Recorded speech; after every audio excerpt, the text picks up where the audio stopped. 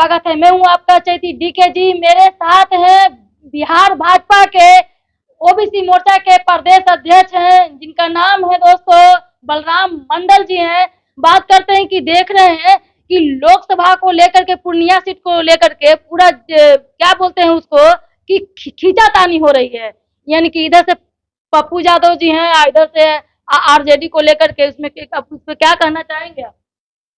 देखिए, लालू जी तो शुरू से ही अपने हित पर ही राजनीति किए हैं और निश्चित तौर पर पूर्णिया में जिस तरह से पप्पू यादव जी का अवहेलना करके बीमा भारती को टिकट का शंबुल जो धराए हैं, निश्चित तौर पर उनका राजनीति पप्पू यादव का बचपन से वहाँ राजनीति कर रहे हैं आज तक, और उनका राजनीतिक डेढ़ के कगार पर उन्होंने ये दृश्य पैदा कर दिया और जबरन जो है अपने उम्मीदवार बीमा भारती को उन्होंने शंबुल बांट दिया है।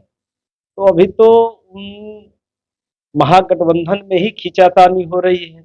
एक तरफ पप्पू यादव कह रहे हैं कांग्रेस में जाकर विलय कर गए अपनी पार्टी को, और विलय करने के बाद कह रहे हैं हम किसी भी सूरत में इस क्षेत्र से चुनाव लड़ेंगे पूर्णिया से। दूसरी ओर लालू यादव महागठबंधन की बात करते हैं और अपने शंबुल को बिना कंप्रोमाइज किए हुए अपने जो है पार्टी उम्मीदवार को बीमा भारती को उन्होंने मैदान में उतार दिया शंबुल देकर। कहीं ना कहीं महागठबंधन में अभी जो है फूट का कगार है और निश्चित तौर पर आरजेडी लगता है कि आरजेडी क्या सोच रही है, लगता है कि कांग्रेस यहाँ समाप्त करने की कोशिश में लगी है क्या? वो वैसा ही टिकटें दी है। आरजेडी ने कांग्रेस पार्टी को ऐसे ऐसे तमाम जगहों पर टिकट ही दी है कि यहाँ से उनका सुपड़ा साफ होना है। 9 सीट में 1 सीट भी वो जीतने वाले नहीं है, 9 के 9 सीट वो हारेंगे और निश्चित तौर पर एमपी पार्लियामेंट्री के इस चुनाव में सुपड़ा साफ होगा कांग्रेस का बिहार के अंदर।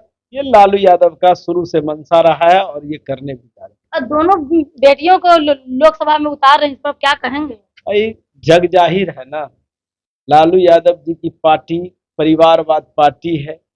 पहले वो आरक्षण की बात करते थे, एक भी लोगों को अगर आरक्षण दिए हों तो माननीय लालू प्रसाद जी, माननीय तेजस्वी यादव जी बताएं किनको उन्होंने आरक्षण दिया, किस समाज के लोगों को उन्होंने आरक्षण दिया? हाँ, आरक्षण जरूर दिया उन्होंने।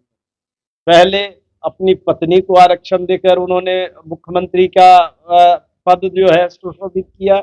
उसके बाद उन्होंने जो है अपनी बेटी मीसा भारती को जो है पाटलिपुत्रा सीट से जो है टिकट देकर चुनाव लड़ाया और इस बार पुनः जो है पाटलिपुत्रा सीट से ही लड़ा रहे। और दोनों बेटियों, रोहिणी आचार्य को भी छपरा से टिकट दे दिए। अब क्या साबित होता है? अपने दोनों बच्चों को भी, चाहे वो तेजस्वी यादव हो या आपका तेज प्रताप यादव हो, दोनों को विधानसभा से मंत्री बनाए और डिप्टी सीएम तक सफर तय किए। तो केवल ये परिवार की पार्टी है, उनका परिवार, बेटा बेटी पत्नी सब परिपूर्ण हो तभी जाके वो हर समाज के बारे में सोचेंगे। और केवल जो है हमेशा कहते रहते हैं कि हम सब समाज के लिए, सवर्ण समाज के लिए है, अति पिछड़ा का मसीहा है, पिछड़ा अति पिछड़ा का, ऐसा कहीं न केवल वो कथनी है, करनी कहीं और है। वो परिवारवाद की पार्टी और परिवारवाद वो करते हैं। तो क्या कहना चाहेंगे कि जानते हैं आप लोग, सब लोग जानता है कि बिहार जो है गरीबों का जो है राज्य माना जाता है, कहा जाता है, और ये भी कहा जाता है कि बिहार में अति पिछड़ा बहुत लोग हैं, और आप हैं अति पिछड़ा के ओबीसी मोर्चा का हीरो है। इस पर आप क्या कहना चाहेंगे, और कैसे जो महिलाएं पूरी पुरुष जो आरजेडी ने बलगा करके रखी है कि मैंने इतने की नौकरी दिया, युवाओं को ये दिया किया, तो किस तरीके से अपने जो जनता को, ओबीसी अदर बैकवर्ड जो कास्ट है, जो जनता को किस तरीके से आप उनको प्रोत्साहन या कुछ भटके नहीं, ऐसा क्या करने वाले हैं आप? देखिए, निश्चित तौर पर वो कितनों बगला ले महागठबंधन के और खास करके लालू यादव के पार्टी के लोग, उनके वर्कर, उनके नेता, जितना भी बिहार के आवाम को, जनता को बगलाना चाहे नहीं बगला सकते हैं। वो परिपूर्ण रूप से एक ही नाम हर ओबीसी परिवार के लोगों में गूंज रहा है या सवर्ण परिवार के लोगों में गूंज रहा है, वो नरेंद्र मोदी का नाम गूंज रहा है। और नरेंद्र मोदी ऐसे कलयुग के महापुरुष जन्मे जो पूरे देश के विकसित भारत का सपना संजोगे हुए हैं। हर व्यक्ति के बारे में, क्या पिछड़ा हो, क्या अति पिछड़ा हो, क्या सवर्ण हो, क्या अनुसूचित जनजाति हो, अनुसूचित जाति हो, सारे समाज वर्गों के धर्मों को लेकर चलने वाले ऐसे प्रधानमंत्री जिन्होंने एक एक परिवार के लिए सोचा। उनके सुबह उठने से लेके रात सोने तक की चिंता उन्होंने की और शिक्षा चिकित्सा पर जिस तरह से उन्होंने जोर दिया है कि जो है इंडिया एक स्किल्ड इंडिया बने, वो हर क्षेत्र में डेवलप करे, तो निश्चित तौर पर जिस तरह से नरेंद्र मोदी जी ने पूरे देश के लिए काम किया है, बिहार के अंदर महागठबंधन या लालू जी, तेजस्वी जी कितनों बगला ले कि हम अति पिछड़ा के मसीहा हैं, हमने इतना लाख 2 लाख नौकरी 17 महीनों में दे दिया, सब कोई जानता है। मुख्यमंत्री नीतीश कुमार ना रहते तो ये नौकरी नहीं होता। ये सब पैनल माननीय मुख्यमंत्री जी का रहा है बिहार के अंदर। और आवाम जो जनता है जिसको सुख सुविधा की चिंता करने के लिए, स्वरोजगार की चिंता करने के लिए अगर कोई चिंता किया है तो देश के यशस्वी प्रधानमंत्री नरेंद्र मोदी जी ने चिंता किया है। और ओबीसी परिवार के लोगों के लिए, खासकर छोटे छोटे समाज के बारे में कौन चिंता करता था? मोची के बारे में कौन चिंता करता था? जो जूता सीते थे उनके बारे में किसकी चिंता थी? नाई जो है, जो बाल काटते हैं, उनके बारे में कौन चिंता करता था आज तक? जो फुचका ठेला खोइचा बेचता है, लोग 500 1000 रुपया कमाता है, उनके बारे में ठेला चलाने वाले के लिए उनको कौन सोचता था? ऐसे लोगों जो जाल बुनते हैं, मछली पकड़ते हैं, ऐसे जो लोग हैं उनके बारे में कौन सोचता था? मट्टी का बर्तन जो बनाते हैं उनके बारे में आज तक कौन सरकार ने सोचा?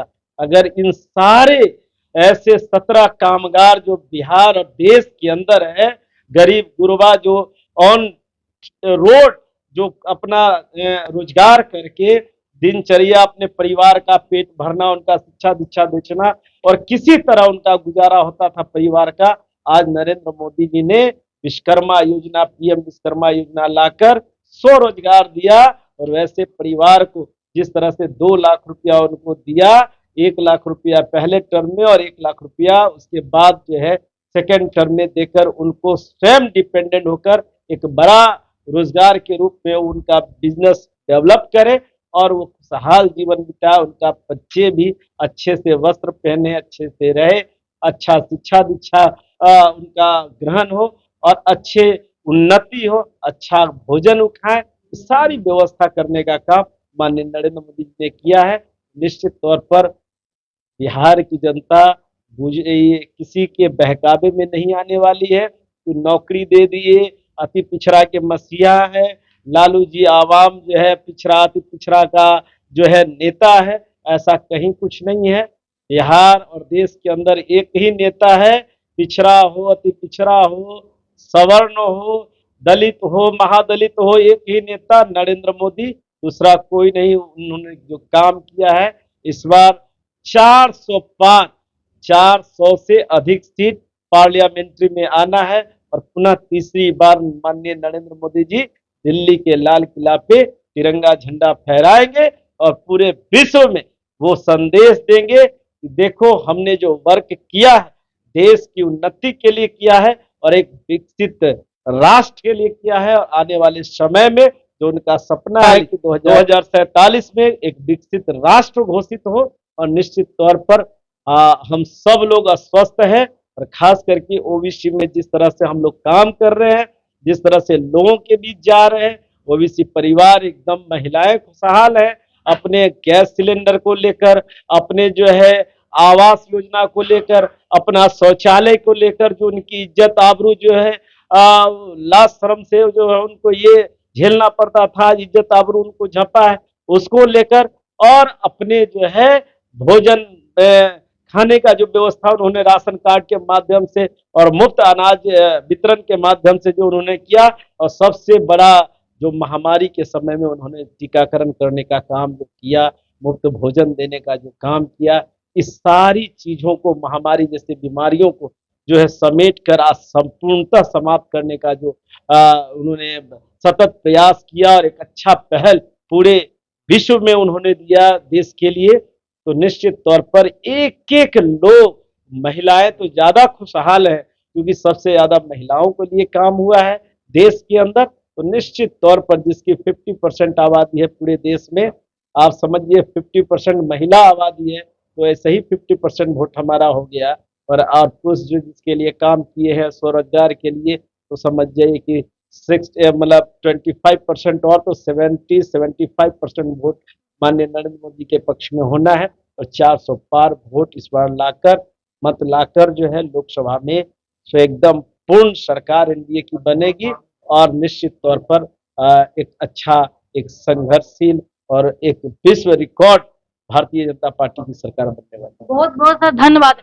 देख रहे हैं ना दोस्तों, अगर आपको सेफ्टी महसूस करना है तो कमल का बटन दबाने की जरूरत है। अगर आपको रात में 2 बजे 3 बजे फ्री घूमना है, इधर उधर घूमना है, बिजनेस में कोई चोरी डकैती नहीं करना है, तब कमल का बटन दबाइए। अगर रोजगार करना है, पलायन नहीं जाना, इधर उधर नहीं करने के लिए है, तो कमल के बटन दबाएं। तो यही कहना चाह रहे थे चैनल के माध्यम से ओबीसी मोर्चा के जो अध्यक्ष है बलराम मंडल जी, जो बोल रहे हैं कि ये जो कोई भी हो, सवर्ण हो या अति पिछड़ा हो या कोई भी हो, लेकिन इस बार जो है 400 के पार कह रहे हैं कि 400 के पार उसे अधिक लाने का कोशिश करेंगे और बहुत प्रयास कर रही है ओबीसी मोर्चा इस काम को आगे बढ़ने के लिए, 400 पार में मदद हेल्प करने के लिए। जय हिंद। चैनल में लाइक शेयर कमेंट सब्सक्राइब करें, फेसबुक पे फॉलो करें।